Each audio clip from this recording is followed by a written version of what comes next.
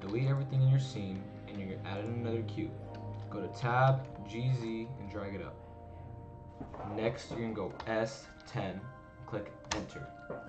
Next, you're going to go here to this orange icon. Next, you're going to go to this X coordinate and go to 12. Now we're going to go to Z, hold it, go to wireframe. We're going to add in a new cube. We're going to drag it up and go S, X, 10, SY, 10, SZ2. Alright, now we go to 7 on your keypad and go G, X, hold control, and drag it over 2 spaces. Next, we're going to go Tab, click on this button right up here, and then click on this face here, and go Control B, just drag it all the way out till it's like a slope like this. And click Tab to go out of edit mode. So next, we're going to add in a fluid object. So we just add another cube. I'm going to drag it up as a 4, and we're going to bring it out over here. Alright, next you can go S, Y, and then scale it to 10, and XZ 2, and XX 3. And now we're going to drag it over across the X-axis, 1 space, so it's aligned inside the domain. And now we're going to add a pusher. I know this one has more water than before, that's just going to make it look better. We're going to add another cube for the pusher, and we're going to drag it up and bring it outside of the domain just so that it's perfectly aligned. We're going to go S, Y, 10, SZ, 3. Alright, now this is pretty much it. The animation's almost finished. We're just going to go to this cube here, go to this little circle icon, flip fluids, obstacle, friction, add some friction, and some white water influence. Next, we're just going to keyframe it, and then the rest is easy. So we're going to go I, location, rotation, scale, and custom properties, and then we're going to go over to frame 30. I'm just going to drag it in a little bit, and then click I, and then the exact same thing. And now if we play it, we see it go in. So let's click the very first keyframe and duplicate it and drag it over to frame 60. The way to duplicate, you just click Shift D, and it's duplicated. Next, we're going to take the keyframe from 30, from 60, and duplicate it and drag it over to the keyframe 90.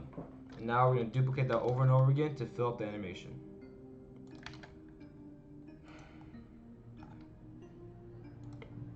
Now we're going to go in this triangle, click Flip Fluids, Obstacle, and apply the same properties to the pusher.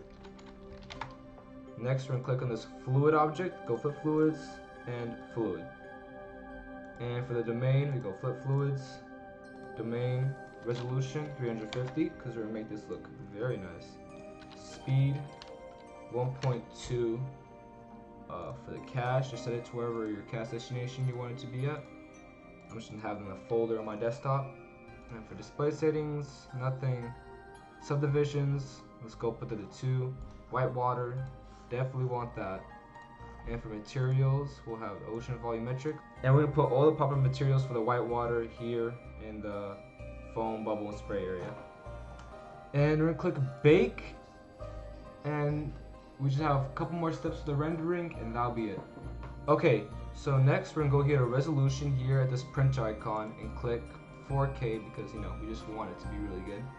And then we're going to go to render properties and we'll go change from EV to cycles, and from maximum sample set it to 50 because if it's at 4000 it's going to look a little bit better, but it's not that much of a difference and your computer's going to take a way longer time to render. Alright, now we're just going to set up a camera and change the material and we're done. Alright, so add in a camera, go Alt, Control, Numpad 0, and go Shift F, or just move your camera around to a good position you want in your scene. Alright, I think this looks pretty close to my animation that I made before. Let's go Z rendered.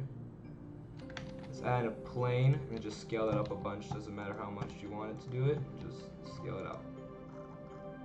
Let me angle my camera a little bit down, alright. Now I'll set this material to new, pretty dark, and then metallic. And for this ramp here, we can just leave it as is. And for the pusher, we're just gonna hide it because unless you guys want me to add a material for it, let me just show you guys how to do that right now. Go to shading, go Z, render. Let's go to render. Let's go new for this one. New. And go translucent.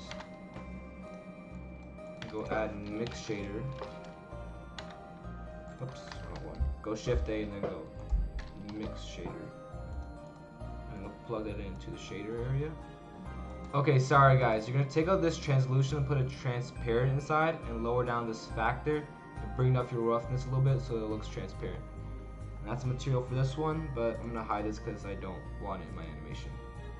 Alrighty.